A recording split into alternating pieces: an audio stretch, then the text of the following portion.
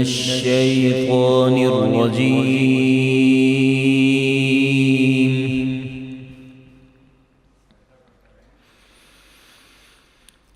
بسم الله الرحمن الرحيم.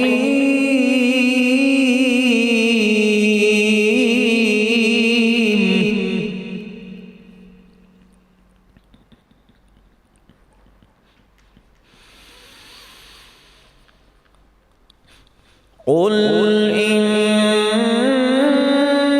صلاتي ونسكي ومحياي ومماتي لله رب العالمين لا شريك له.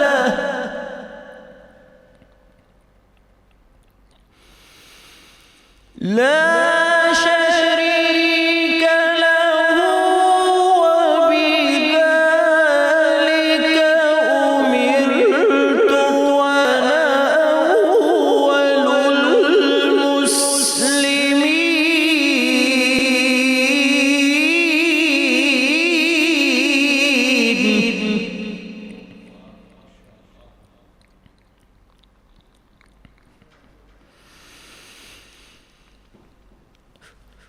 قل أغير الله أبغي ربا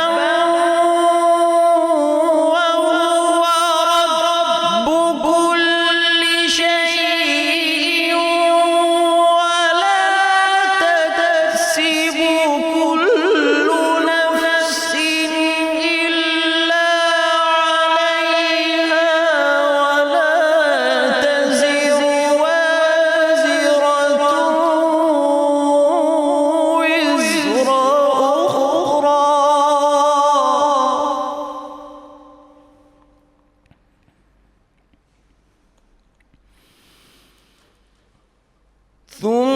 ثم إلى ربكم مرجعكم فينبئكم بما كنتم فيه تختلفون.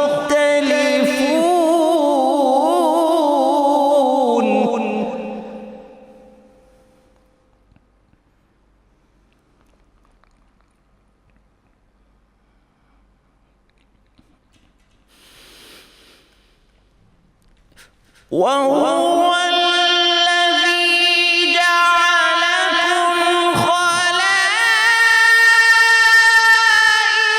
الأرض ورفع بعضكم فوق بعض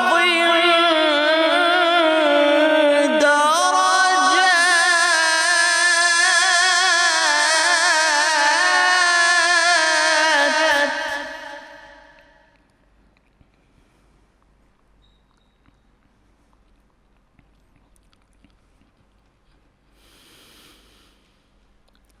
ورفع بعضكم فوق بعض درجات ليبلوكم فيما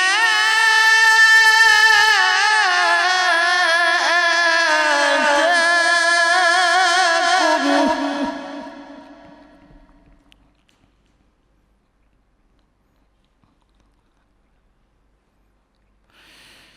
إن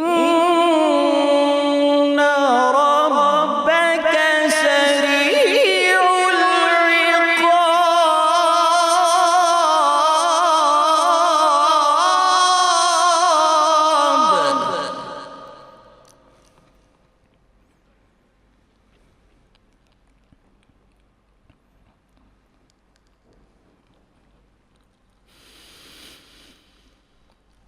ورفع بعضكم فوق بعض درجات ليبلوكم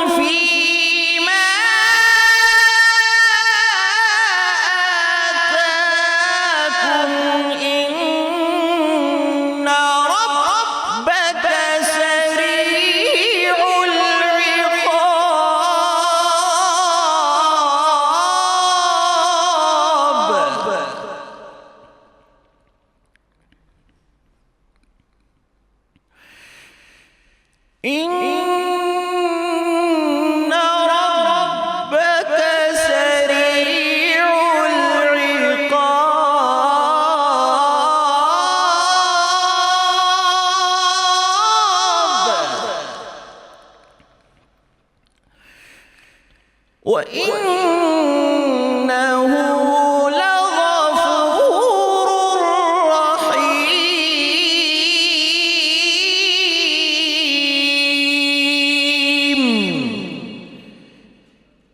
صدق الله العلي العظيم.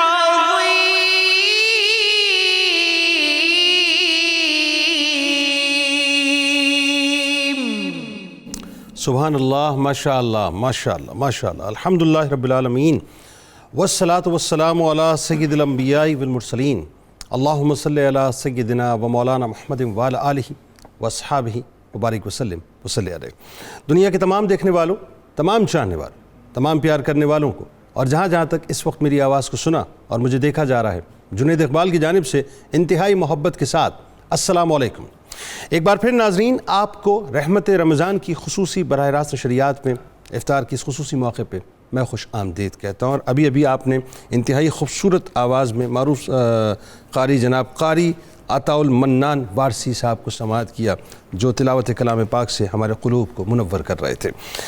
بات یہ ناظرین کہ آج انشاءاللہ اگلے فیز میں جا کے ہم تراویح کے موضوع پہ بات کریں گے، لیکن جو پہلا فیز ہے جس میں بہت ہی اہم ترین موضوع پہ ہم بات کرنے والے ہیں، وہ بنیادی طور پہ میں اگر کہوں تو اس کو اس طرح سے سمجھیں کہ خود احتسابی کے موضوع پہ ہم بات کریں گے. سیلف اکاؤنٹیبلٹی جسے کہتے ہیں، یعنی انسان جب روزہ رکھتا ہے تو ظاہر ہے اسے بھوکا اور پیاسا رہنا ہوتا ہے، لیکن روزے کے ساتھ ناظرین اگر نبی کریم صلی اللہ علیہ وآلہ وسلم کا فرمان عالی شان اس کے سامنے ہو کہ جو شخص ایمان اور احتساب کے ساتھ رمضان کے روزے رکھے گا تو اس کے گزشتہ گناہ بخش دیے جائیں گے، اس کا مطلب یہ ہے ناظرین کہ روزے سے مراد صرف یہ نہیں ہے کہ آپ نے بھوکا رہنا ہے، آپ نے پیاسا رہنا ہے، بلکہ ساتھ ساتھ اپنی خود احتسابی بھی کرنی ہے. اور خود احتسابی کے لیے ناظرین میں ایک جملہ عموماً کہتا ہوں کہ سب سے بہتر طریقہ یہ ہے کہ انسان خود اپنے خلاف مقدمہ دائر کرے، انسان خود اپنے آپ کو کٹہرے میں کھڑا کرے، انسان خود اپنے خلاف جرح کرے، انسان خود اپنے خلاف گواہ بنے، انسان خود اپنے خلاف ایویڈنسز پیش کرے، اور انسان خود اپنے آپ کو منصب منصفی پر بٹھائے، اور منصب منصفی پر بیٹھنے کے بعد خود اپنے خلاف فیصلہ دے کہ انسان کیا کیا کرتا چلا آ رہا ہے. ناظرین کرام، اللہ تبارک و تعالیٰ نے انسان کو وہ وصف عطا کیا ہے کہ انسان چاہے تو تحت الثری کو اسیر کرے، چاہے تو گردوں پر کمند ڈالے، چاہے تو چاند کا کلیجہ شک کرے، اور چاہے تو اپنے آپ کو اسفل السافلین کی کالی گھاٹیوں میں غرق کر دے. یہ روزہ بنیادی طور پر ہم سے تقاضا یہ کرتا ہے کہ ہم اللہ تبارک و تعالیٰ کے حضور جھکیں، اور اس انداز سے جھکیں جس طرح سے جھکنے کا حق ہے. یہ روزہ بنیادی طور پر ہم سے تقاضا کرتا ہے کہ ہم اپنا احتساب کریں، اس انداز سے احتساب کریں کہ جس انداز سے احتساب کرنے کا حق ہے. یہ کیسی عجیب سی بات ہے ناظرین کہ اگر انسان اللہ کی رضا کے لیے بھوکا بھی رہتا ہے، اللہ کی رضا کے لیے پیاسا بھی رہتا ہے، لیکن اس کے باوجود بھی اپنے اندر جھانک کر نہیں دیکھتا، اپنا احتساب نہیں کرتا، اپنے بارے میں سمجھنے کی کوشش نہیں کرتا کہ میں غلط کیا کیا کر رہا ہوں. یعنی آپ ذرا سوچئے کہ کیا یہ نگاہ اس بات کی پابند نہیں ہے کہ وہ روزے کے دوران مکمل طور پہ حیا اور شرم کا پیکر بنی رہے؟ کیا یہ ہاتھ اس بات کے پابند نہیں ہے کہ وہ روزے کے دوران وہ کام نہ کریں جن کاموں کو کرنے سے منع فرمایا گیا ہے؟ کیا یہ قدم ناظرین اس بات کے پابند نہیں ہے کہ اٹھنے سے پہلے اس بات کا پیمانہ سمجھ لیں کہ قدموں کو اٹھنا کس جانب ہے؟ کیا یہ زبان اس بات کی پابند نہیں ہے کہ یہ زبان کھلنے سے پہلے یا الفاظ نکالنے سے پہلے اس بات کا پیمانہ بلائے کہ ہمیں کیا نہیں بولنا ہے؟ بنیادی طور پر ناظرین انسان کو یہ سمجھنا ہوگا کہ اللہ تبارک و تعالیٰ نے ہمیں جو یہ جس کرم سے نوازا ہے، جو رمضان کا کرم ہے، جو روزوں کا کرم ہے، اس کے اندر اصل بات یہ ہے کہ ہم اپنے آپ کو اپنے اندر سے کھنگالیں، اپنا احتساب کریں اور اندر سے اپنے آپ کو شفاف کریں. ظاہری طور پہ تو بڑی شفافیت نظر آتی ہے ناظرین، لیکن جب تک اندر سے ہم شفاف نہیں ہوں گے ہمارے مسائل حل نہیں ہوں گے. اور یہ جو روزہ ہے یہ بس قبول ہو جائے تو بات ہے، لیکن اصل ہمیں یہ دیکھنا ہوگا کہ ہم کر کیا رہے ہیں اور کھڑے ہوئے کہاں پر ہیں.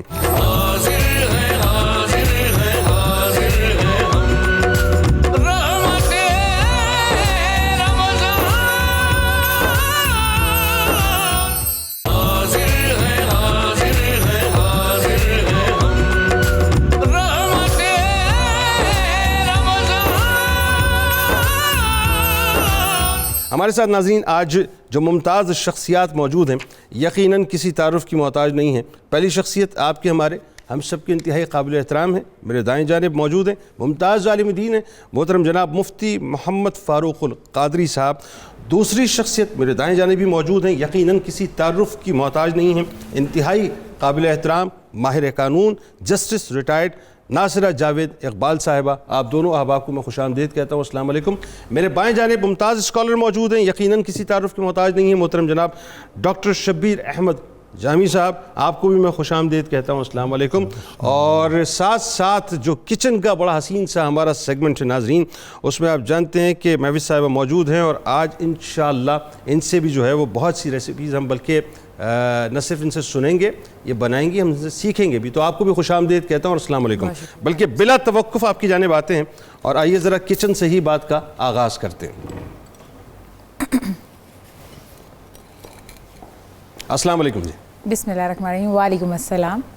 کیا بنانے جا رہی ہیں آج میں بنانے جا رہی ہوں چکن چیز کراکٹیز ہیں, اور اس کے ساتھ ہے چاکلیٹ ڈیزرٹ ہے, اور اسی کے ساتھ ساتھ بنانا شیک. اچھا تو بنائیے, بتائیے کیسے بنا رہی ہیں. چکن چیز کراکٹیز میں لے رہی ہوں ابلا ہوا چکن ہے تقریباً 2 کپ کے قریب. اسی کے ساتھ ساتھ میں لے رہی ہوں چیڈر چیز ہے اور موزریلا چیز ہے 1 کپ, اور اس کے ساتھ دیے ہیں میش پوٹیٹوز, اور ساتھ میں نے لی ہے کیپسیکم. آپ ویجیٹیبل کوئی بھی استعمال کر سکتے ہیں. اس میں کیپسیکم, پیاز, اوریگینو, کالی مرچ, اور ساتھ میں چکن پاؤڈر ہے, میدا ہے, اور وائٹ پیپر ہے, اور ان سب کو ہم اچھے سے کوک کریں گے. کوک کرنے کے بعد ان کو ہم کراکٹیز کی شکل میں دیں گے, اور اس کو فرائی کریں گے ڈالڈا کلونجی کنولا آئل کے اندر. اور اسی کے ساتھ ساتھ جو چاکلیٹ ہمارا ڈیزرٹ ہے اس میں لے رہی ہوں آلپرس کا فریش فل کریم ملک, اور اس میں ایڈ کروں گی کسٹرڈ ہے, ونیلا کسٹرڈ لوں گی. اسی کے ساتھ ساتھ کوکو پاؤڈر ہے, شوگر ہے, اور اس سے میں بناؤں گی کسٹرڈ, اور اس کی لیئرنگ کروں گی کریم چاکلیٹ سے. اس کے بعد چاکلیٹ بار ہیں, چاکلیٹ بسکٹس ہیں, اور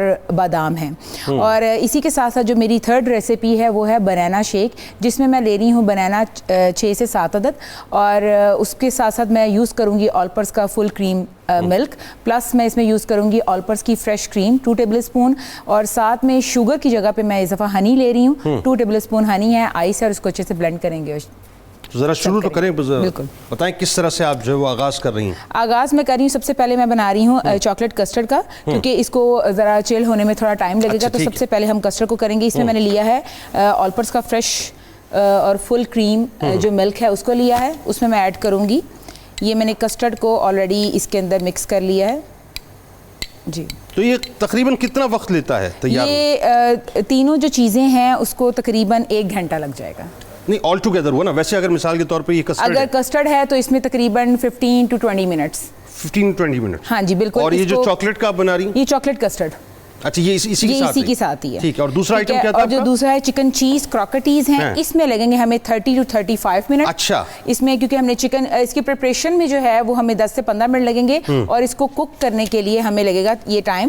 اچھا یہ ساری چیزیں اس میں ایڈ ہوں گی؟ جی یہ ساری چیزیں اس میں ایڈ ہوں گی.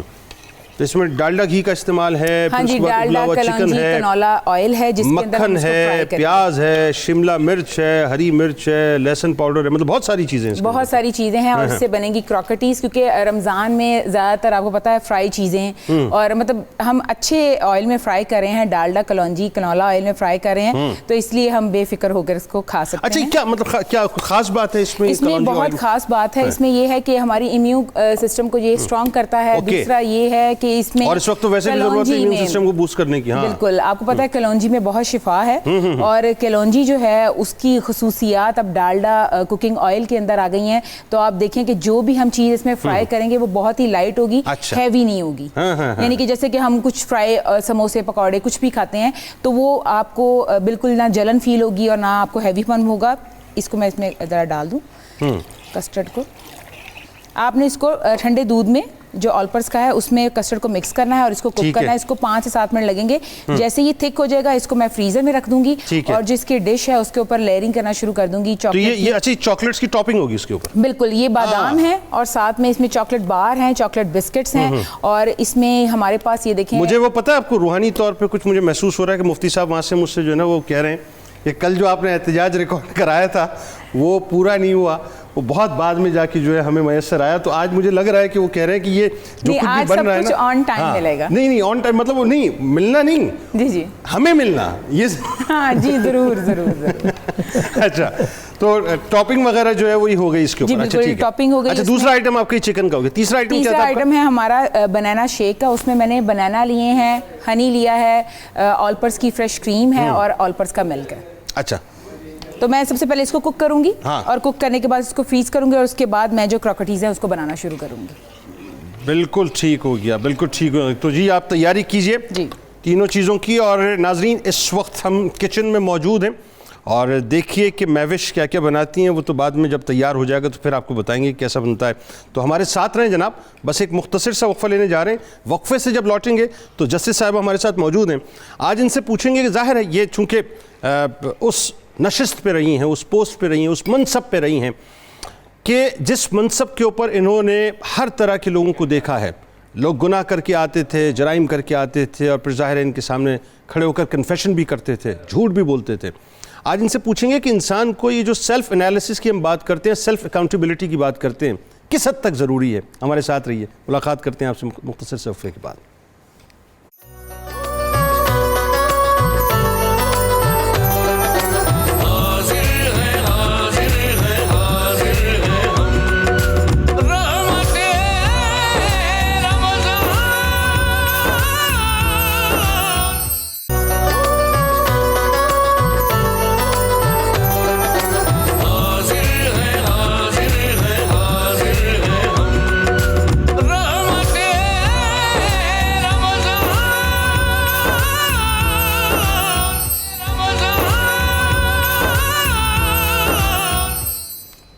جی خوش آمدید خواتین و حضرات. ایک بار پھر رمضان کی خصوصی براہ راست نشریات رحمت رمضان میں افطار کے موقع پہ میں حاضر خدمت ہوں. اور ابھی ہمیں جوائن کیا ہے جناب بیرسٹر شہزاد اکبر صاحب نے, جو کہ مشیر ہیں وزیر اعظم کے برائے احتساب و داخلہ. میں آپ کو بھی خوش آمدید کہتا ہوں. السلام علیکم.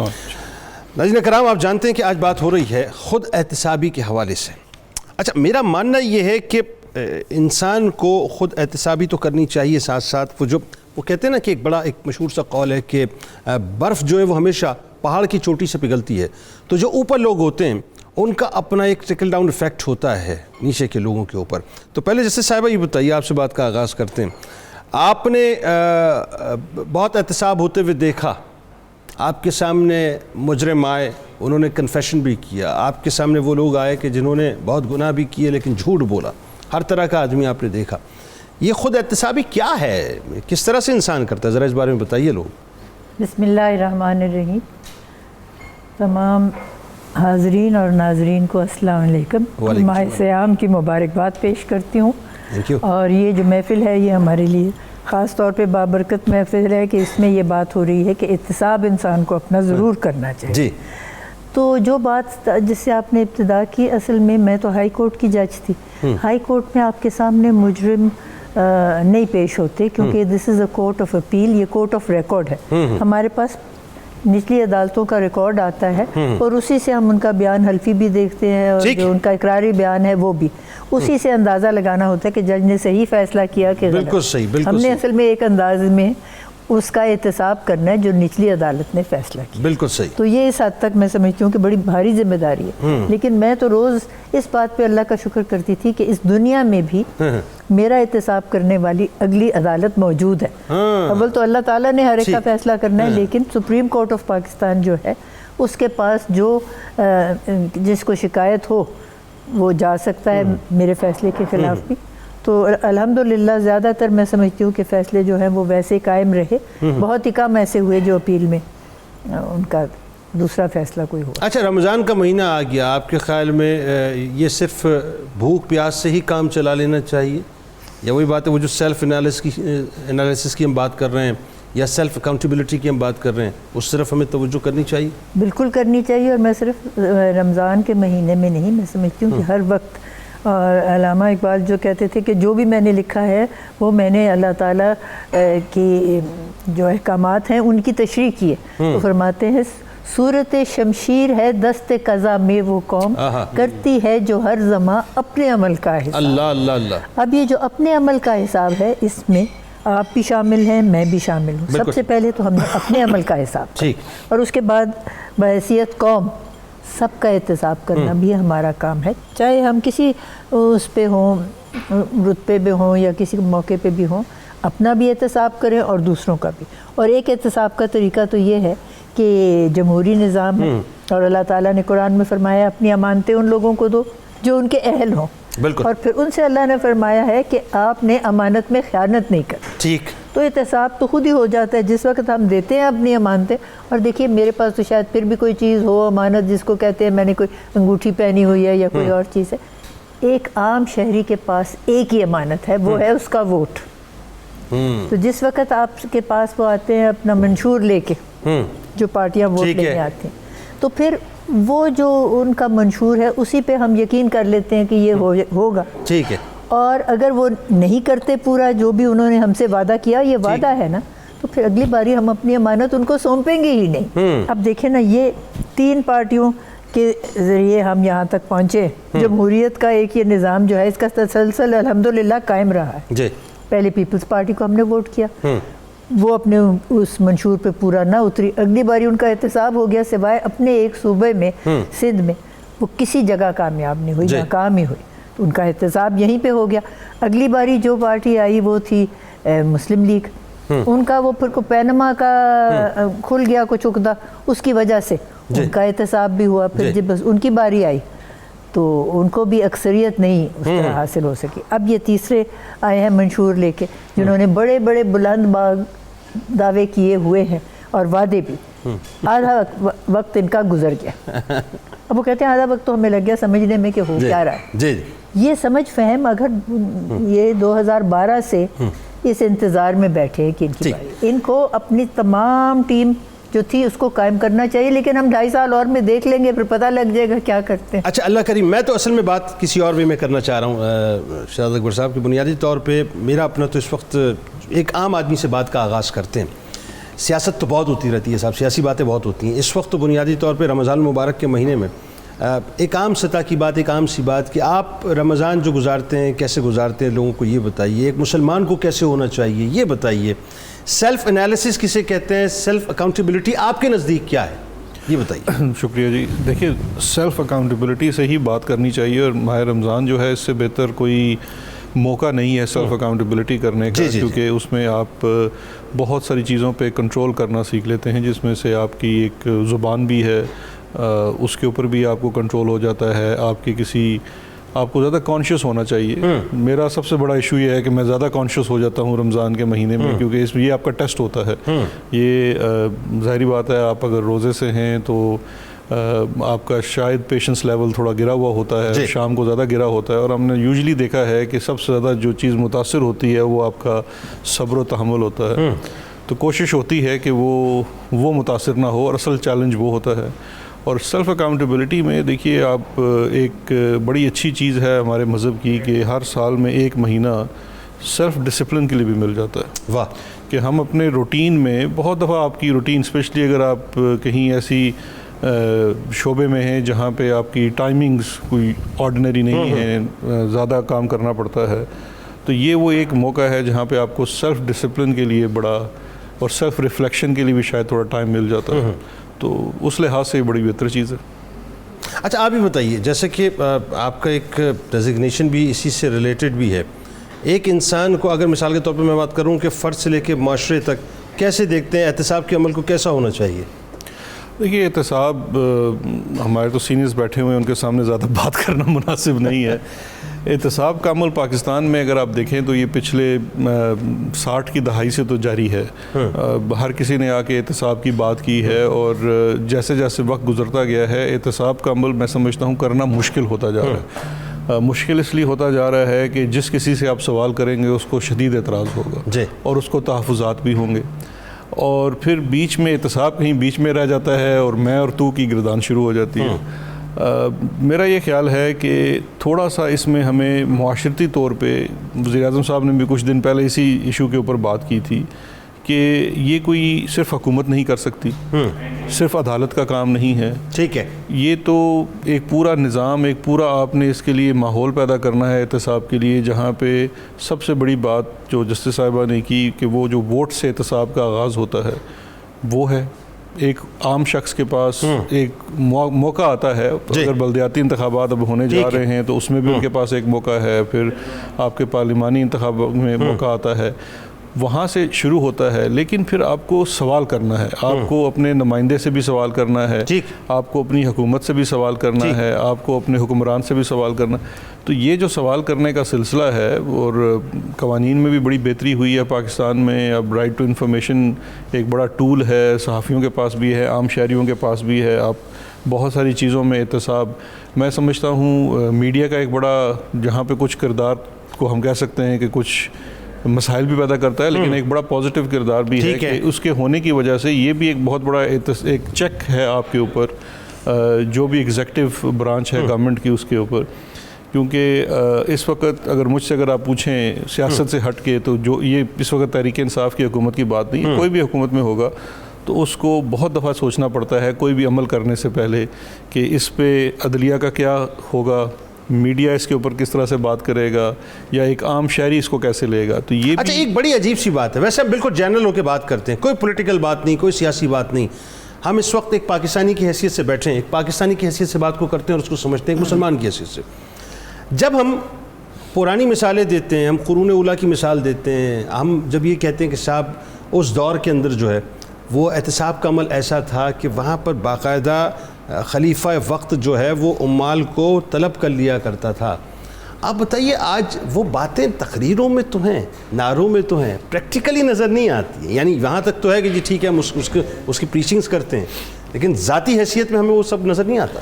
دیکھیں وہ جو بات میں نے پہلے کی تھی کہ جو سوال جب آپ کسی سے کرتے ہیں تو اس پہ آپ کو سوال کے لیے تیار بھی رہنا چاہیے.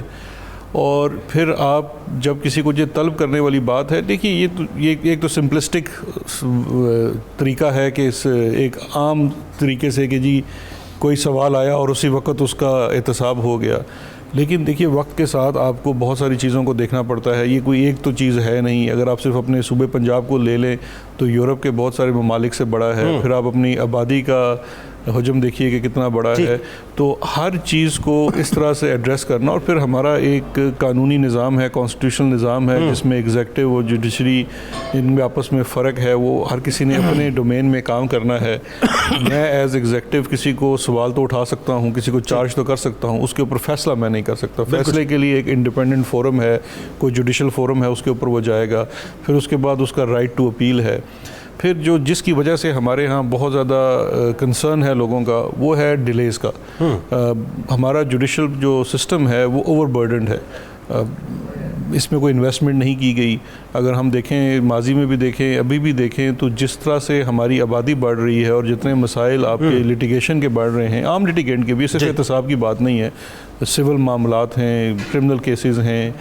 میں پہلے اس میں کافی زیادہ اسٹڈیز وغیرہ بھی کنڈکٹ کرتے تھے، اسپیشلی کرمنل ٹرائلز کے اندر. تو 25 سال تک کے مقدمے نظر آئے ہیں جس میں ایونچولی فیصلہ 20 یا 25 سال بعد جا کے سپریم کورٹ سے ہوا ہے، اور وہ اتنا عرصہ بندہ جیل میں رہا، اور کئی لوگ تو اس میں بری بھی ہو گئے 25 سال بعد. تو یہ بیسیکلی اس چیز کی طرف نشاندہی ہے کہ آپ کے نظام کے اندر وہ فعالیت نہیں رہی جس کے لیے یہ ڈیزائن ہوا تھا. اس کے لیے وقت کے ساتھ اس کو آپ کو اس کے اندر مختلف تبدیلیاں بھی کرنی تھی اور اس کے اندر انویسٹمنٹ بھی کرنی ہے. بیکاز ہم سب کا کنسرن تو ہے احتساب کے عمل سے، عدالتی نظام سے، لیکن ہم اس کے اوپر اس طرح سے انویسٹ کرنے کے لیے تیار نہیں ہیں. پھر وہاں پہ کوشچن آ جاتا ہے ریسورسز کا. سو ایکچولی جب آپ کا نظام میں بہت زیادہ چیزیں خراب ہوں تو ہر چیز کنیکٹڈ ہے دوسری چیز کے ساتھ. ایسا ہی ہے. تو اگر آپ آج فیصلہ کر لیں، مثال کے طور پہ ہمیں سپریم کورٹ کی طرف سے حکم ہوا کہ آپ نے احتساب کے عمل کے لیے ملک میں 120 عدالتیں بڑھا دیں احتساب کی. تو جب اس کا لا منسٹری نے کام کرنا شروع کیا اور اس کا جو فائنینشیل بل بنا وہ ہمارے لیے بھی بڑا حیران کن تھا کہ اس کا کاسٹ کتنا آئے گا. پھر اس کے بعد موجودہ نظام میں سے 120 ججز کہاں سے آئیں گے؟ وہ آلریڈی آپ کی جو ایگزسٹنگ کورٹس ہیں وہ کسی بھی وقت پوری فل نہیں رہتی، ان میں بھی سیٹس خالی رہتی ہیں. ٹھیک ہے. اچھا وہ دوسرا آپ کے سامنے مسئلہ تھا. اب اس مسئلے کو آپ حل کرنے کے لیے نکلے تو پھر آپ کو کوئی کمپرومائز کرنا پڑا کہ آپ کورٹ کے پاس ہم دوبارہ گئے اور ہم نے کہا جی کہ 120 تو یکدم نہیں ہو سکتا, ہم 30 عدالتیں امیجیٹلی کرتے ہیں, اور 30 عدالتوں کے لیے بھی پھر ظاہری بات ہے کہ آپ کو نہ صرف ججز لانے ہیں جو کہ جوڈیشری نے اپوائنٹ کرنے ہیں, لیکن انفراسٹرکچر دینا ہے, سپورٹس. تو یہ ساری وہ جو چیزیں ہیں, میں کہنا یہ چاہ رہا ہوں کہ ضرور چیزیں کرنے والی ہیں, لیکن اس کے ساتھ مسائل کے ساتھ وسائل کا بھی ایک بہت بڑا سوالیہ نشان ہے.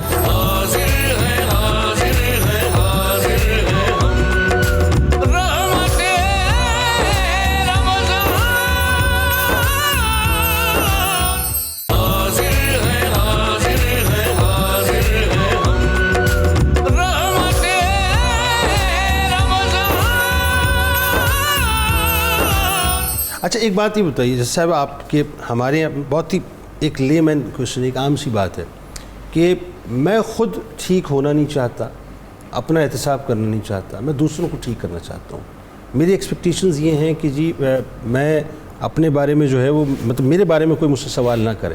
ہاں میں معاشرے کو بالکل درست دیکھنا چاہتا ہوں, میں چاہتا ہوں ہر شخص جو ہے وہ اکاؤنٹیبل ہو میرے سامنے. کیا کہیں گی اس کے بارے میں؟ تو اقبال نے یہ شعر فرمایا ہے کہ اگر کجراؤ ہے انجم آسماں تیرا ہے یا میرا, مجھے فکر جہاں کیوں ہو جہاں تیرا ہے یا میرا. تو میں اپنا تو احتساب کرنے کو تیار ہوتی نہیں. حالانکہ یہ بات ہے نا, اپنے عمل کا حساب اگر کرنا ہے تو اپنے آپ سے پہلے شروع کرنا ہے, اور خاص طور پہ ماہ رمضان میں ہمیں ہر روز اپنے کے ساتھ احتساب کرنا ہے. وہ کیسے ہونا چاہیے, ذرا لوگوں کو یہ بتائیے نا کہ احتساب کی ابتدا کیسے کریں. عرض کروں, سب سے زیادہ شعور جو ہے نا, یہ چوتھا جو ہے نا ستون ریاست کا, وہ اب ہے میڈیا. آپ لوگوں میں یہ شعور پیدا کریں, اور یہ شعور پیدا کرنے کا طریقہ یہی ہے. اول تو ریڈیو سب سے بہترین ہے. آپ دیکھو نا ملا ریڈیو نے کس طرح کا ایک بدل دیا تھا سارا نظام سواد میں, اور پھر لوگوں کو بعد میں احساس ہوا کہ یہ صحیح بات نہیں ہوئی, اور پھر اس کے اوپر وہ پچھتائے بھی اور بدلا نظام. لیکن میڈیا کی ذمہ داری سب سے بھاری, لوگوں میں شعور پیدا کرنا. اور خاص طور پہ ہر ایک کے پاس فون ہے. گھر میں جس وقت خاتون کام کر رہے ہیں, آدھی آبادی تو خاتون کی, وہ کام کر رہی ہے, پھر بھی وہ ریڈیو لگا کے سن سکتی ہے ساتھ ساتھ. اور اب میں آپ کو بتاؤں یہ ریڈیو ہی کی بات کہ آج کل ماہ رمضان میں کوشش ہوتی ہے کہ انسان ہر روز کم سے کم 1 سپارہ تو پڑھ لے.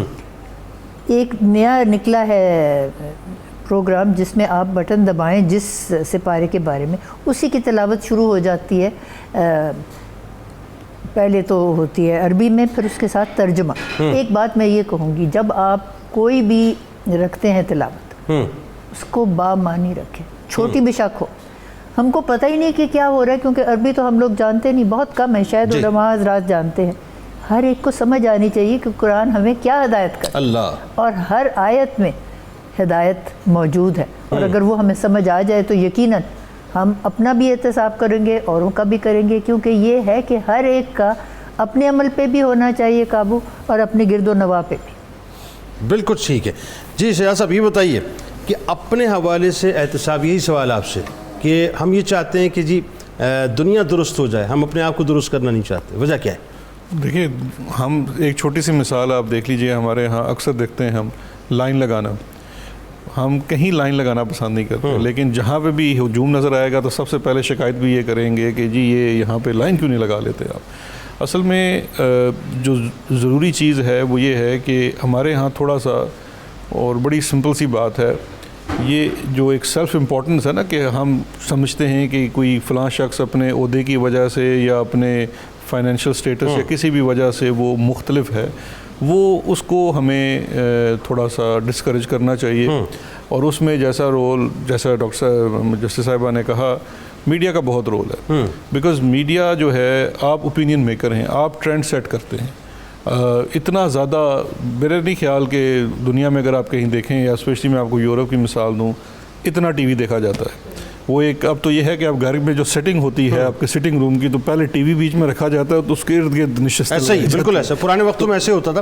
اچھا نہیں, ایک بات اس میں اب دیکھیں, ایک سوال, میں سوری ٹو کٹ یو, بات یہ ہے کہ مجھے یہ بتائیے کہ آپ ٹھیک ہے میڈیا کا اپنا کردار ہے, لیکن ایک میں جب یہ دیکھتا ہوں کہ مجھ سے زیادہ اوپر کے لوگ, مجھ سے زیادہ طاقتور لوگ, مجھ سے زیادہ پاورفل لوگ, مجھ سے زیادہ ڈومیننٹ لوگ, مجھ سے زیادہ PR والے لوگ سب کچھ کرتے ہیں اور ان کا احتساب نہیں ہوتا, تو میں ایک عام پاکستانی اور عام مسلمان کی حیثیت سے تو پھر ظاہر ہے اپنے آپ کو کیسے سدھاروں کہ میرے سامنے مثالیں بھری پڑی ہیں. میرے خیال میں اس چیز پہ تھوڑی سی تصحیح کی ضرورت ہے. بتائیے. یہ بالکل ہوتا تھا, بتائیے, اور شاید اب بھی ہو رہا ہے, لیکن یہ اب کم ہو گیا ہے, اور اس کی بہت بڑی وجہ یہ ہے کہ آپ یقین کیجئے کہ جتنا بڑا ریولوشن یہ والی چیز لے کے آئی ہے, یہ بڑی خطرناک چیز ہے. اس کے ساتھ ایک کیمرہ لگا ہوا ہے.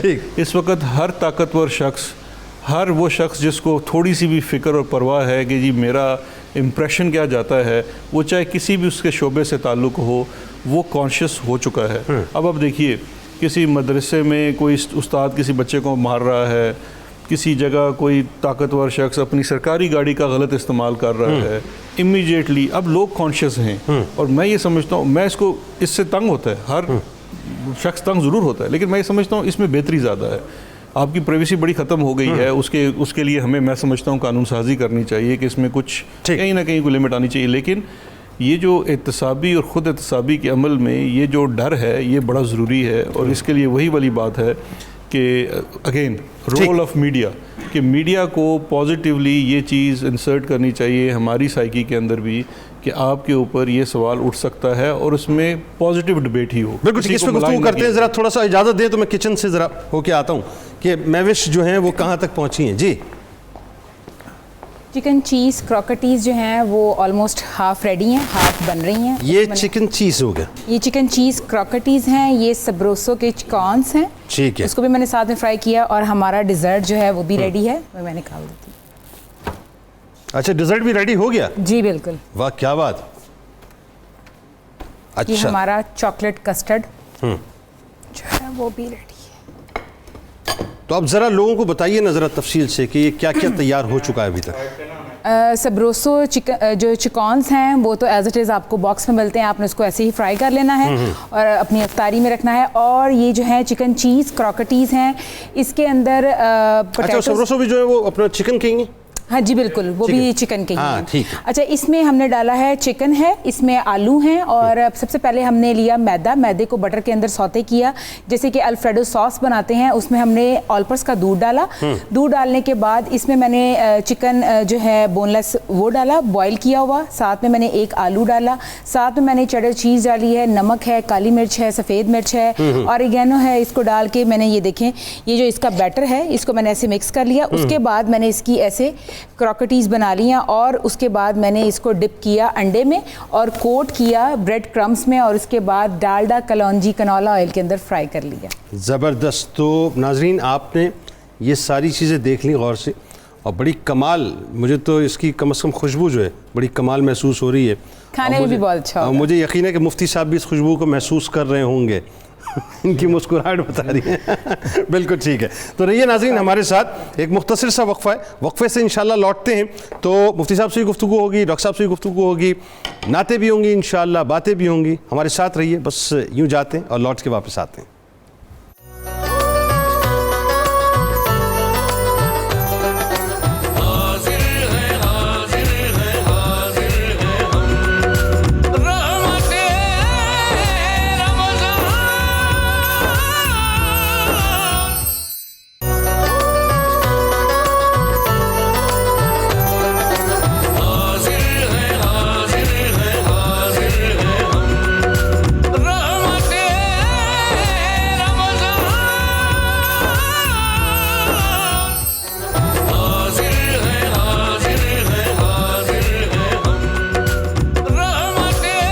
خوش آمدید خواتین و حضرات, ایک بار پھر رحمت رمضان کی خصوصی براہ راست شریعت میں میں آپ کو خوش آمدید کہتا ہوں. اور بات یہ ناظرین, خود احتسابی کی بات ہو رہی ہے, تو ابھی بس اچانک مجھے خیال آیا, اور میں مفتی صاحب سے بات کا آغاز کرنے سے قبل چاہتا ہوں کہ ذرا اس موضوع پر تھوڑی سی بات کروں کہ خلیفہ ثانی حضرت عمر فاروق رضی اللہ تعالیٰ عنہ جب بھی عاملین کو منتخب کر کے باقاعدہ کسی علاقے میں ڈپیوٹ کیا کرتے تھے ناظرین, تو آپ کو پتہ ہے کہ تعیناتی کے وقت ان کو ایک پروانہ دیا جاتا تھا, اور اس کے اندر ان کی یعنی ڈوز اور ڈونٹس کا پورا ایریا جو ہے وہ مکمل طور پر اس کا تعین ہوتا تھا, اور ان کو یہ حکم دیا جاتا تھا کہ وہ وہاں پر جا کر مجمع عام میں اس کو پڑھ کے سنائیں گے, تاکہ ایک عام آدمی کو یہ معلوم ہو کہ بنیادی طور پہ ہم اس عامل سے یعنی اس گورنر سے کیا کیا طلب کر سکتے ہیں, ہمارے حقوق کیا کیا ہیں. اور یہی ہوتا تھا ناظرین.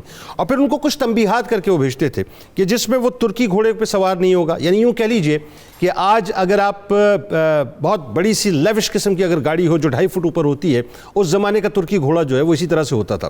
اسی طرح سے ان کو یہ کہا جاتا تھا کہ باریک کپڑے وہ نہیں پہنیں گے. آج یہ کہہ لیجئے کہ بہت اچھی سے اگر لباس کا آپ استعمال کرتے ہیں تو اس زمانے میں بہترین لباس جو ہے وہ باریک کپڑے کا ہوا کرتا تھا. اسی طرح سے چھنا ہوا آٹا وہ نہیں کھائے گا اور دربان اپنے پاس نہیں رکھے گا. یعنی پروٹوکول آج جو آپ دیکھتے ہیں نا کہ صاحب 12 15 20 25 گاڑیاں ایک ساتھ چل رہی ہوتی ہیں، وہ پابند کیا کرتے تھے کہ دربان جو ہے وہ نہیں ہوں گے، یعنی پروٹوکول نہیں ہوگا. اور اہل حاجت کے لیے ہمیشہ دروازہ کھلا رہے گا، یعنی 24 گھنٹے کھلا رہے گا.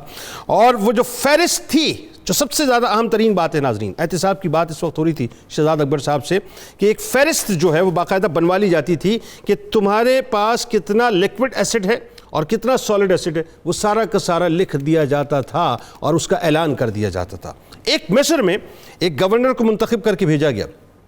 جب وہ مصر میں منتخب کر کے بھیجا گیا تو اس کے بارے میں کچھ عرصے کے بعد یہ اطلاع ملی کہ وہ دربان بھی رکھتا ہے، یعنی پروٹوکول بھی ہے، وہ باریک کپڑا بھی پہنتا ہے، وہ ترکی گھوڑے پر سوار بھی ہوتا ہے، یعنی بہت اچھی اس کے پاس سواری بھی ہے. جب اطلاع پہنچی حضرت عمر فاروق رضی اللہ تعالیٰ عنہ کو، اور پھر ساتھ ساتھ یہ بھی پہنچا کہ وہ لوگوں کے لیے 24 گھنٹے اس کا دربار جو ہے کھلا نہیں رہتا، یعنی اس نے مخصوص وقت رکھا ہوا ہے، ملنا بڑا مشکل ہوتا ہے. یہ ساری باتیں سن کے ناظرین آج کے دور کو اور جو پچھلے ادوار گزرے ہیں ذرا ذہن میں رکھیے گا.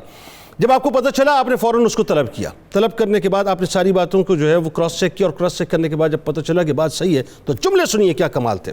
آپ نے فرمایا اپنی پوشاک اتارو، اپنے کپڑے اتارو، اور ایک موٹی بوری کا جو کپڑا ہوتا ہے ناظرین وہ شخص کو دیا، اور دینے کے بعد کہا کہ اب اس کو پہنو. اور فرمانے کے بعد یہ جملہ فرمایا کہ جو شخص انسانوں پر حکومت کرنے کے قابل نہیں ہے اس کو یہ حق ہے کہ وہ جانوروں پر حکومت کرے. آج سے تم جانوروں پر حکومت کرو گے. مفتی صاحب یہاں سے بات کا آغاز کرتے ہیں. دیکھیے ہم ظاہر ہے اصل مقصد یہاں پہ کوئی سیاسی گفتگو کرنا نہیں ہے، لیکن ایک عام آدمی کی حیثیت سے من حیث المجموعی، یعنی ایک فرد سے اسٹارٹ کرتے ہیں اور معاشرے تک، جو خود احتسابی ہے وہ ہے کیا؟ شریعت کیا کہتی ہے؟ اصل میں اسلام کا جو تصور خود احتسابی ہے اور تصور احتساب ہے، یہ فرد سے لے کر معاشرے تک ساری سوسائٹی کو سمیٹتا ہے. بالکل ٹھیک. خود احتسابی یہ ہے کہ بندے کے اوپر 2 طرح کے حق ہیں. ایک اللہ کے حق ہیں، دوسرے لوگوں کے حق ہیں. واہ.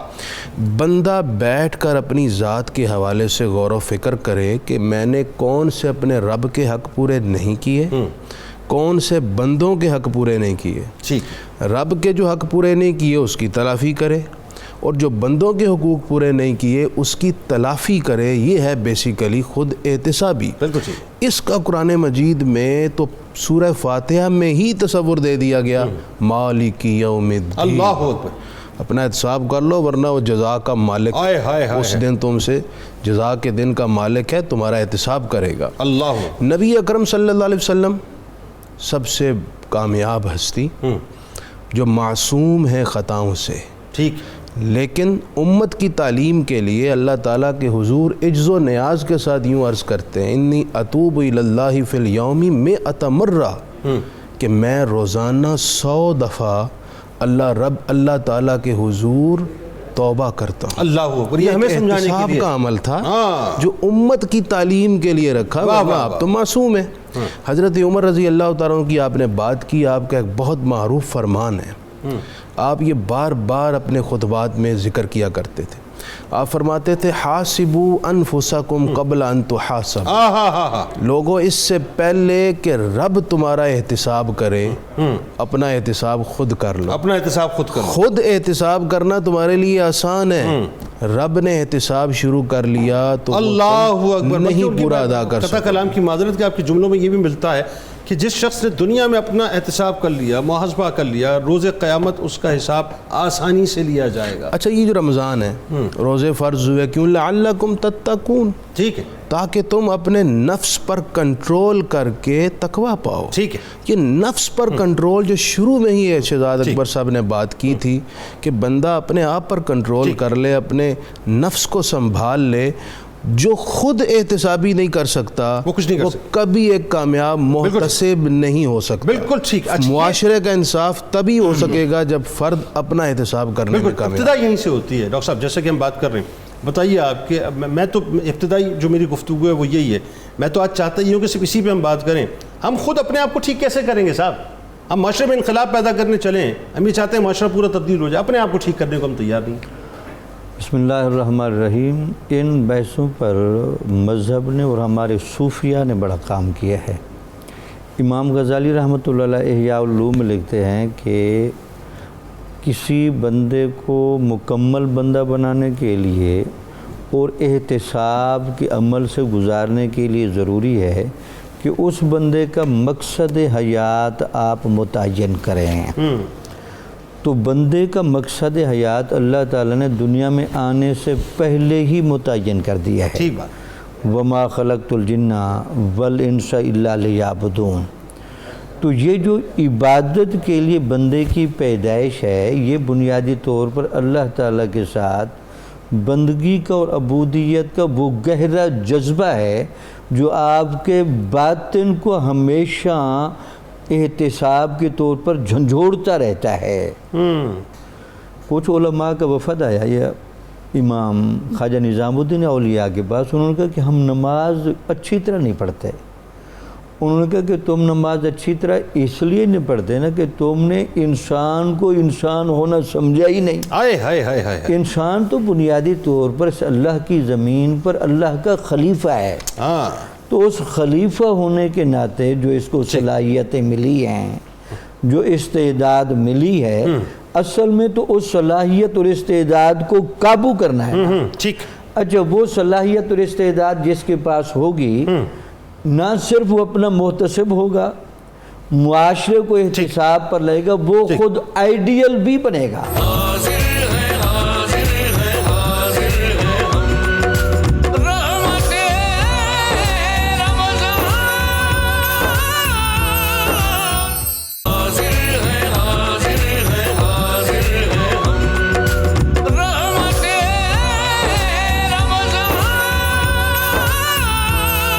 شہزاد اکبر صاحب، کیا پیغام دینا چاہیں گے لوگوں کو؟ کہ دیکھیں، بات وہی ہے کہ آپ لوگوں کی بات کو لوگ سنتے ہیں، توجہ دیتے ہیں، اور آپ کو اللہ نے ایک منصب دیا ہے، لیکن پھر وہی میں وہیں کھڑا ہوں کہ ٹرکل ڈاؤن ایفیکٹ ہمیشہ اوپر سے ہوتا ہے۔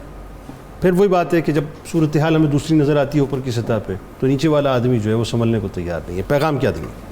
دیکھیں، جو کہ ہم نے سیاسی بات نہیں کرنی، اور جو پرائم منسٹر ہمارے ہیں وہ صرف ایک سیاسی شخصیت نہیں ہیں، وہ ایک سماجی طور پہ بھی بڑے ایکٹیو رہے ہیں، اور ایک آئیکن ہیں، ایک سپورٹس کی دنیا میں بھی انہوں نے اپنا نام پیدا کیا۔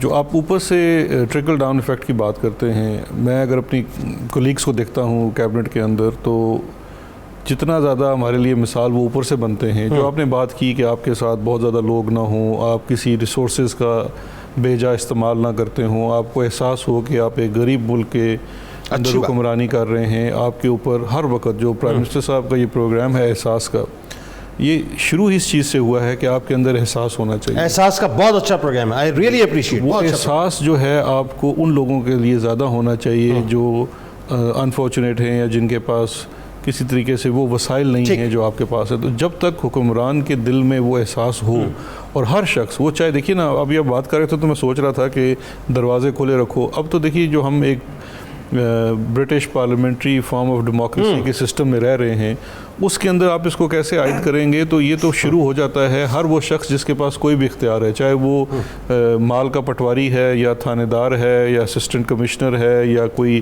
سول جج ہے، یا ایون پروفیشنلز، ڈاکٹر ہے، وکیل ہے، ہر کسی کے پاس امانت ہے نا۔ ٹھیک ہے، اس نے جو بھی سروس دینی ہے وہ ایک امانت کے طور پہ دینی ہے۔ تو اگر اس مہینے میں ہم یہ سوچ لیں کہ ہم اس میں خیانت نہیں کریں گے، وکیل جو ہے وہ ٹروتھفل ہوگا اپنے بریف کے ساتھ، تو میرا خیال ہے اس سے معاشرے میں بڑا بدلاؤ۔ میں آپ کو تو جیسے بھی آپ نے حضرت عمر فاروق رضی اللہ تعالیٰ عنہ کی مثال سن کے ابھی آپ نے پھر کوٹ کی نا وہ بات کی، جی دروازے کھلے رکھنا، میں ذاتی طور پہ آپ کی موجودگی سے فائدہ اٹھا کے عرض کرنا چاہتا ہوں کہ کوئی ایسا نظام بھی بنائیے کہ جہاں پر یہ جو ہمارے خلفائے راشدین کے ادوار گزرے ہیں نا، جس میں خاص طور پہ سیلف اسسمنٹ یا سیلف اکاؤنٹیبلٹی کے حوالے سے جو ان کے اقدامات تھے، میرا خیال ہے بہت ضروری ہے اس وقت ان تمام حالات کو، واقعات کو، اور ان تمام تر ان کے فرمودات کو، اور ان کے جتنے بھی سٹیپس ہیں ان کو پڑھایا جائے، سنایا جائے، تاکہ اس کا پھر ایفیکٹ جو ہے نچلی سطح پہ ہمیں نظر آنا شروع ہو۔ جی بالکل، وہ جو سنگل کریکولم کے اوپر کام کر رہی ہے ہماری وزارت تعلیم، اور جس میں تمام صوبوں کو، کیونکہ تعلیم چونکہ ایک ڈیوالو سبجیکٹ ہے، ان کو بھی اس کے ساتھ لے کے چلنا ہے، تو اس کے اندر ایک جو سبجیکٹ جس کے اوپر ہماری بڑی انسسٹنٹ ہے وہ سیرت النبی کا ہے،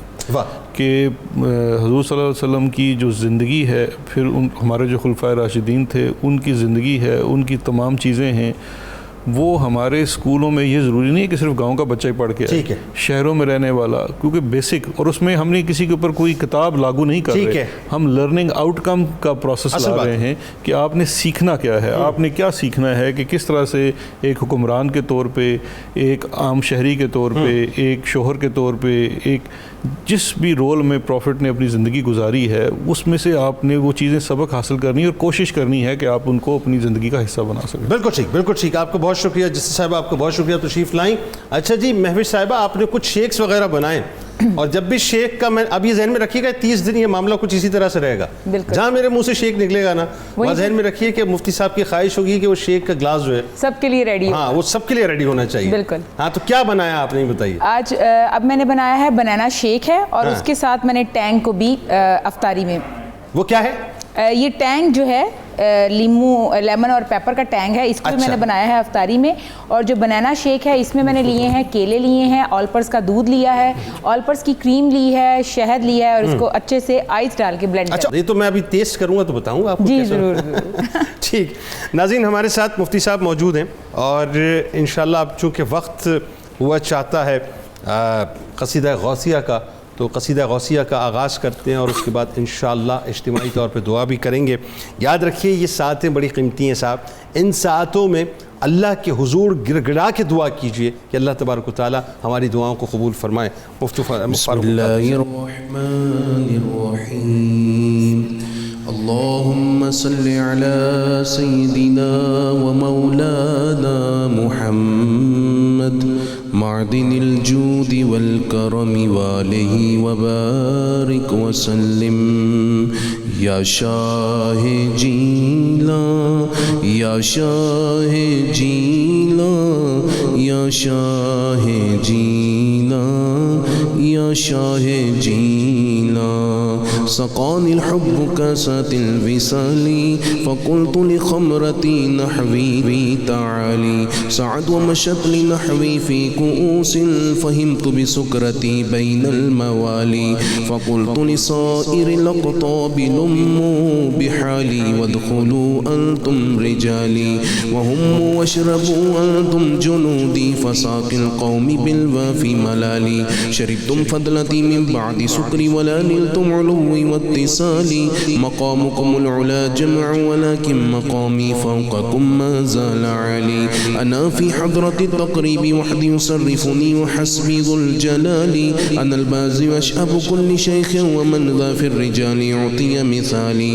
كساني خلعة بطراز عزم وتوجني بتيجان الكمال، يا شاہ جیلاں، یا شاہ جیلاں، یا شاہ جیلاں، یا شاہ جیلاں، واطلعني على سر قديم وقلدني وعطاني سؤالي، وولاني على الأقطاب جمعا فحكمي نافذ في كل حال، ولو ألقيت سري في بحار لسار الكل غورا في الزوال، ولو ألقيت سري في جبال لدقت واختفت بين الرمال، ولو ألقيت سري فوق النار لخمدت وانطفت من سر حالي، ولو ألقيت سري فوق ميت لقام بقدرة المولى تعالي، وما منها شهور أو دهور تمر وتنقضي إلا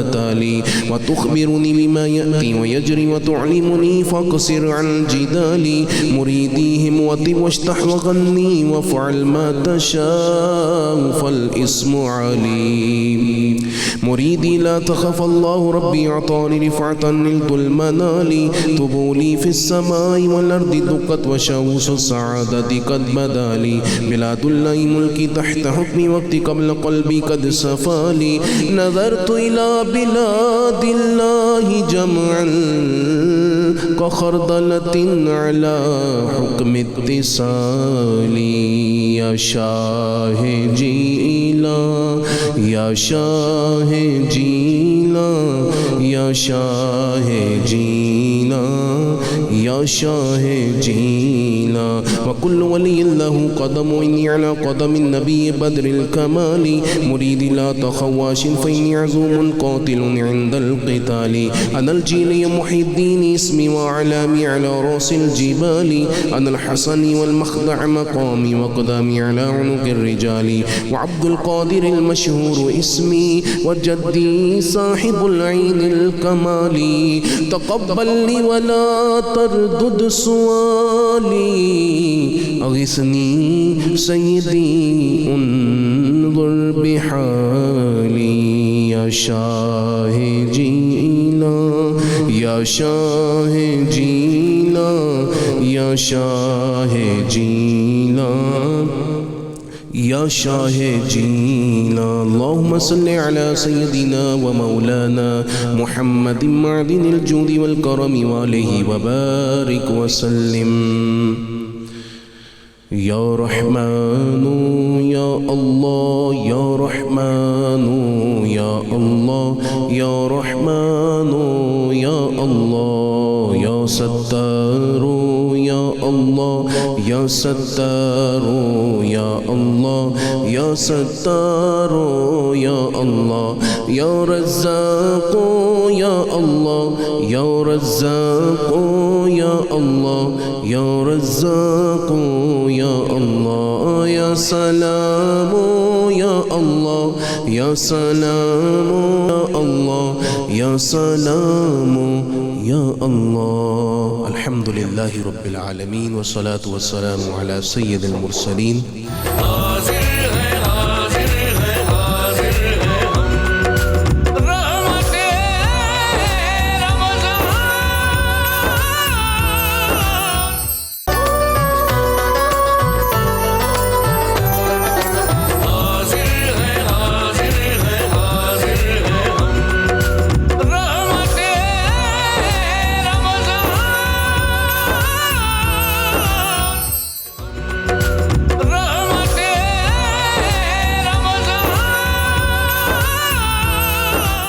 اب آئیے ذرا سلسلے کا آغاز کرتے ہیں کہ بنیادی طور پہ اللہ تبارک و تعالیٰ ناظرین یہ چاہتا ہے کہ اپنے بندوں کی بخشش کرے. اس کی رحمت اس کے غضب پر غالب ہے. اس نے ہمیں رمضان کا مہینہ عطا کیا اور رمضان میں روزوں کو فرض فرمایا اور پھر ساتھ ساتھ ناظرین ہمیں عبادتوں کا ایک مجموعہ رمضان کے اندر دے دیا. یعنی ایک طرف ہم 5 وقت کی نمازیں ادا کرتے ہیں تو دوسری طرف تلاوت کلام پاک کرتے ہیں. ایک طرف تلاوت کلام پاک کرتے ہیں تو دوسری طرف ہم صدقات و خیرات کرتے ہیں.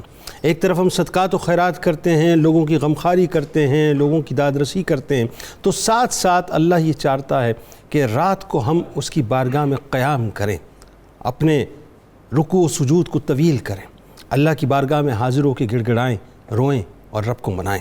تو بنیادی طور پہ آج ہم بات کرنے جا رہے ہیں تراویح کے حوالے سے کہ تراویح کی جو اہمیت ہے، اس کی جو فضیلت ہے، اس کی جو شرعی حیثیت ہے، اور پھر یہ جو اجتماعی طور پہ ناظرین لوگ اللہ کی بارگاہ میں حاضر ہو کر تراویح کا اہتمام کرتے ہیں، اس کے روحانی فائدے تو ظاہر ہیں لیکن اس کے جسمانی فائدے بھی ہیں. تو ہمارے ساتھ اس وقت 2 شخصیات موجود ہیں جو یقیناً کسی تعارف کی محتاج نہیں.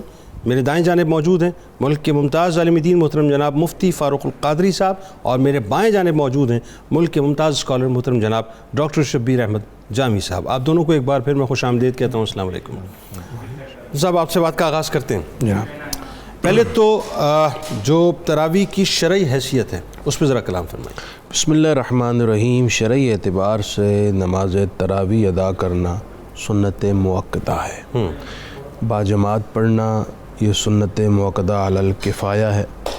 بعض لوگ اگر نماز تراویح کی جماعت کے ساتھ پڑھتے ہیں تو سب کی طرف سے یہ سنت موقتہ ادا ہو جائے گی، لیکن انڈیویجولی سب کو بہرحال نماز تراویح ادا کرنا سنت موقتہ ہے، اور اس کو چھوڑنے کی عادت بنانا یہ گناہ ہے. اچھا، اس کا جو ایک تاریخی پس منظر ہے وہ ذرا سا بتائیں لوگوں کو. تاریخی پس منظر اس طرح ہے کہ نبی اکرم صلی اللہ علیہ وآلہ وسلم نے نماز تراویح انفرادی طور پر تو ادا فرمائی، جماعت کے ساتھ آپ نے 3 دن ادا فرمائی، اور پھر اس کے بعد لوگ کثیر تعداد میں جمع ہو گئے اور آپ نے جماعت نہیں کروائی. فرمایا کہ میں اس خدشے کی وجہ سے یہ جماعت نہیں کروا رہا کہیں تم پر نماز تراویح فرض نہ ہو جائے. یعنی اس سے ایک بات نماز تراویح کی اہمیت ظاہر ہوتی ہے کہ یہ اتنی درجے کی عبادت ہے کہ اس کی فرضیت کا بھی اندیشہ تھا اللہ، لیکن امت پر سرکار کریم علیہ السلام نے رحمت اور شفقت فرمائی اور آپ نے جماعت کا التزام نہ کر کے لوگوں کے لیے فرضیت اٹھا دی. حضرت عمر رضی اللہ تعالیٰ عنہ کا دور آیا تو لوگ اپنی اپنی تراویح ادا کر رہے تھے، تو آپ نے حضرت ابی بن کعب کو امام مقرر کیا اور فرمایا کہ تم سب باجماعت نماز پڑھو. تو حضرت عمر رضی اللہ تعالیٰ عنہ کے دور میں پھر یہ باجماعت نماز شروع ہوئی، اور آپ نے اس وقت ایک تاریخی جملہ ارشاد فرمایا تھا کہ یہ کتنا اچھا طریقہ ہے جو تم نے اختیار کیا سبحان ہے. اللہ. آپ نے اس کو پسند فرمایا، اور اس کے بعد سے لے کر آج تک امت 1450 سال ہونے کو ہیں نماز تراویح ادا کر رہی ہے، اور یہ تحقیق سے کسی نے اختلاف نہیں کیا کہ حرمین شریفین میں بھی آج تک نماز تراویح 20 رکعت کی صورت میں ادا کی جا رہی ہے، اور کبھی اس سے کم تعداد میں مکہ اور مدینہ کے اندر بھی ادا نہیں کی. بالکل ٹھیک ہے جی. ڈاکٹر صاحب آپ کی طرف آتے ہیں، یہ بتائیے کہ تراویح کی شرعی حیثیت پہ تو ظاہر کلام ہوا، اچھا اس کے روحانی فوائد ہیں، ان روحانی فوائد پہ ذرا کلام فرمائیے.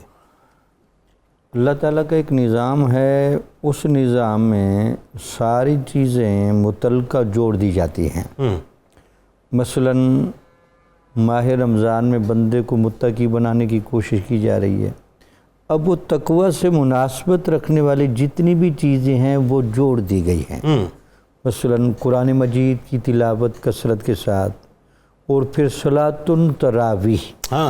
چونکہ یہ جو نماز بھی ہے تو اس کے بارے میں بھی اگر آپ پڑھیں، ان الصلاۃ تنہا عن الفحشاء والمنکر، نماز بھی برائی اور بے حیائی کے کاموں سے روکتی ہے، اور روزہ تقوی پیدا کر رہا ہے. تو گویا کہ آپ کہہ سکتے ہیں کہ نیکی پر نیکی چڑھائی جا رہی ہے اور رنگ پر رنگ چڑھایا جا رہا ہے. اور پھر اس میں جو حسن انتظام حضرت عمر رضی اللہ تعالیٰ عنہ نے حضور نبی اکرم صلی اللہ علیہ وسلم کی دی ہوئی بصیرت کی بنیاد پر جو اس کو ایک اجتماعی شکل دے دی. جو اجتماعی شکل میں فائدہ کیا ہوتا ہے، اگر 40 بندے مل کر نماز پڑھ رہے ہوں تو احادیث مبارکہ میں کوئی نماز ہر صورت میں قبول ہوتی ہے، کیونکہ ان میں کوئی ایک اللہ کا نیک بندہ بھی ہوتا ہے. جب وہ اللہ کی بارگاہ میں دعا کرتا ہے تو اس کے صدقے میں باقیوں کی بھی ساتھ چلی جاتی ہے. کیا بات ہے، سبحان اللہ. تو لوگوں کو تراویح کی نماز کے ساتھ وہی والہانہ عقیدت رکھنی چاہیے اور ادائیگی میں اتنی دلچسپی لینی چاہیے. بلکہ بعض روایات میں تو یہ الفاظ بھی آئے ہیں، اگر آپ تراویح کے بغیر روزہ رکھیں گے تو وہ روزہ اس پرندے کی مانند ہے جو بغیر پر کے ہے. تو اس کا مطلب کہ آپ کے روزے کو مہمیز لگانے میں اور اس کو صحیح طاقتور کرنے میں صلاۃ التراویح نے بڑا بنیادی کردار ادا کرنا ہے. ٹھیک ہے. ہمارے ساتھ ناظرین اس وقت کراچی سے ملک کے معروف صناخواں جناب حسان بن خورشید موجود ہیں. حسان السلام علیکم. وعلیکم السلام ورحمۃ اللہ وبرکاتہ. مزاج گرامی؟ الحمدللہ، اللہ کا کرم، آپ کی دعائیں، میری طرف سے آپ کو تمام دیکھنے والوں کو رمضان المبارک کی بہت بہت مبارکباد. آپ کو بھی بہت بہت مبارکباد بیٹا. بس آپ کو دیکھتا ہوں تو خورشید بھائی علیہ رحمہ یاد آتے ہیں. کیا سنانے والے ہیں؟ جزاک اللہ خیر. بڑا خوبصورت کلام ہے، ایک والد محترم کا پڑھا ہوا، اسی کے چند اشعار آپ کے تمام جناب بسم اللہ. صلی اللہ علیہ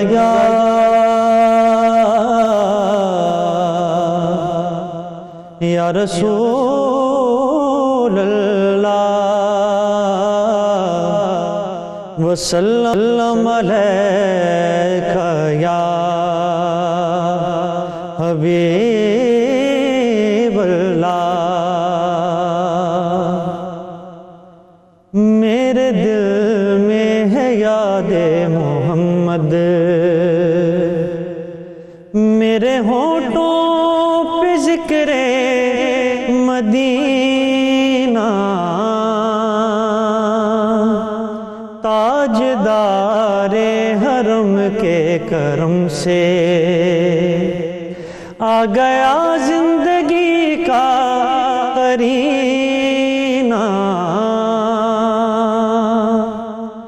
میرے دل میں ہے یاد محمد، دل شکستہ ہے میرا تو کیا ہو، دل شکستہ ہے میرا تو کیا ہو، مس میں رہتے ہیں شاہ دو عالم، اس میں رہتے ہیں شاہ دو عالم، جب سے مہمان ہوئے ہیں وہ دل کے، دل میرا بن گیا ہے مدینہ، جب سے مہمان ہوئے ہیں وہ دل کے، دل میرا بن گیا ہے مدینہ، میرے دل میں ہے یاد محمد،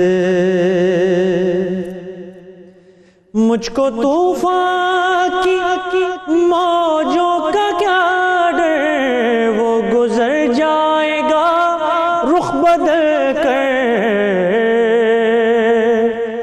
نہ خدا ہے میرے جب محمد، کیسے ڈوبے گا میرا سفینہ، نہ خدا ہے میرے جب محمد، کیسے ڈوبے گا میرا سفینہ، اور ہر خطا پر میری چشم پوشی، ہر طلب پر عطاؤں کی بارش، ہر طلب پر عطاؤں کی بارش، مجھ گناہگار پر کس قدر ہیں مہرباں تاجدار مدینہ، میرے دل میں ہے یاد محمد، میرے ہونٹوں پہ ذکر مدینہ، تاجدار حرم کے کرم سے آ گیا زندگی کا قرینہ، میرے دل میں ہے یاد محمد۔ اللہ ماشاء اللہ ماشاء اللہ ماشاء اللہ ماشاء اللہ۔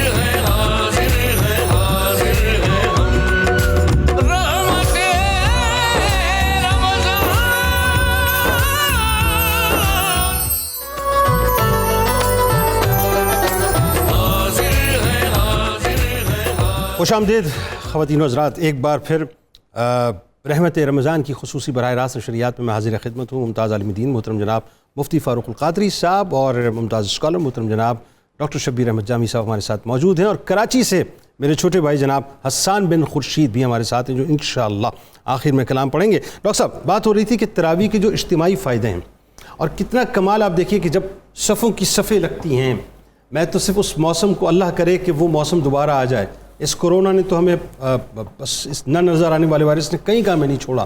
وہ جو دور تک حد نگاہ صفیں بنتی ہیں، اور پھر جب وہ امام صاحب جب تلاوت کلام پاک فرماتے ہیں اور فضاؤں میں اللہ کی وحدانیت، اللہ کے بڑائی، اللہ کے مرتبے کی جو صدائیں گونجتی ہیں، آیتوں کی نورانیت گونجتی ہے، اور جو صف بصف نمازی کھڑے ہوتے ہیں، اللہ کے حضور حاضر ہوتے ہیں، کیا اجتماعی خوبصورت تصور ہے تراویح کا۔ اس میں تو کوئی شک نہیں کہ ماہ رمضان اپنے اندر رحمتوں کا موسم بہار لے کے آتا ہے، تو اسی رحمتوں کے موسم بہار میں جہاں باطنی اور روحانی فائدے ہیں وہاں ظاہری فائدے بھی ہیں، انفرادی بھی ہیں، اجتماعی بھی ہیں. جی ویسے نماز کے اندر جو ایک قیام کی حالت میں محمود اور ایاز کٹھے کھڑے ہو رہے ہیں، یہ جو ہم کہتے ہیں کہ معاشرے کے اندر طبقاتی تقسیم نہیں ہونی چاہیے، معاشی اعتبار سے بھی اور سٹیٹس کے اعتبار سے بھی، کیا بات، نماز بنیادی طور پر اس کی پریکٹس کروا رہی ہے. واہ واہ واہ واہ، کیا اچھی بات ہے، کیا اچھی. اور پھر تراویح میں جہاں 20 رکعتیں پڑھی جاتی ہیں وہاں دونوں بندے کھڑے بھی کٹھے ہوتے ہیں، رکوع بھی کٹھے کرتے ہیں، کیا بات ہے، سجدہ بھی کٹھے کرتے ہیں، نماز کی ابتدا اور آخر میں کٹھے ہی نکلتے ہیں. تو یہ ایک بہت بڑا میسیج ہے اسلام کی طرف سے کہ اللہ تعالی نے انسانوں کو کچھ خوبیاں تو دی ہیں بربنائے فضیلت کے، اور کچھ خوبیاں دی ہیں بربنائے مساوات کے. تو نماز مساوات کا بہت بہترین درس ہے. بہترین. ٹھیک ڈاکٹر صاحب، ایک اور فائدہ تراویح کا جو ابھی میں سوچ رہا تھا کہ کنٹینیوسلی قرآن پاک کی تلاوت آپ کی سماعتوں میں گونجتی رہتی ہے، اور پہلے روزے سے لے کے، اچھا یہ بھی ایک تھوڑا سا اس پہ بھی ذرا کامنٹ میں ابھی مفتی صاحب سے کراؤں گا، کیونکہ ذرا ہارڈ کور باتیں میں چاہتا ہوں مفتی صاحب سے کرواؤں تاکہ لوگوں کو پہنچیں، کہ جب کنٹینیوسلی سماعتوں میں تلاوت کلام پاک پہنچتی ہے تو ڈیفینیٹلی انسان کا پھر من بھی کرتا ہے نا کہ میں ذرا گھر جا کے اس کلام کو کھولوں، ذرا عربک میں تو میں نے سنا، میں ذرا اس کا ترجمہ بھی پڑھوں. تو پہلے رمضان سے لے کے 30 رمضان تک باقاعدہ اللہ تبارک و تعالیٰ کی طرف سے سماعتوں میں ایک میسج جا رہا ہوتا ہے، اس کا یہ فائدہ بھی تو بڑا ہے. اس میں تو کوئی شک نہیں کہ قرآن مجید کا خود حکم ہے کہ جب قرآن مجید پڑھا جا رہا ہو تو اس کو غور سے سنو. تو یہ جو سننے کا لفظ ہے، ایک تو وہ الفاظ کی حلاوت کو اپنے اندر جذب کرنے کا اشارہ ہے، ٹھیک ہے. دوسرا یہ ہے کہ جب آپ توجہ سے سنیں گے تو پھر آپ کا خود دل بھی چاہے گا کہ اس کے معنی اور مطلب تک پہنچنے کی کوشش بھی کی جائے. بلکہ عوارف المعارف میں تو باقاعدہ یہ بحث لکھی ہے کہ قرآن کا حسن استماع کرنا یہ باعث ولایت بھی ہے. اللہ، یعنی اگر آپ قرآن کو توجہ کے ساتھ سنیں اور پھر اس کو آپ اپنے من میں اتاریں تو پھر یہ حلاوت بھی پیدا کرتا ہے. اللہ، حتیٰ کہ اس میں اگر میں حدیث مبارکہ تو نہیں لیکن بہرحال وہ حدیث کی کلیکشن میں ہے، امام احمد بن حنبل رحمۃ اللہ علیہ کو زیارت ہوئی حضور نبی اکرم صلی اللہ علیہ وسلم کی. تو آپ نے پوچھا یا رسول اللہ سب سے افضل کام، تو آپ نے کہا قرآن مجید کا پڑھنا. تو پوچھا گیا معنی کے ساتھ یا معنی کے بغیر؟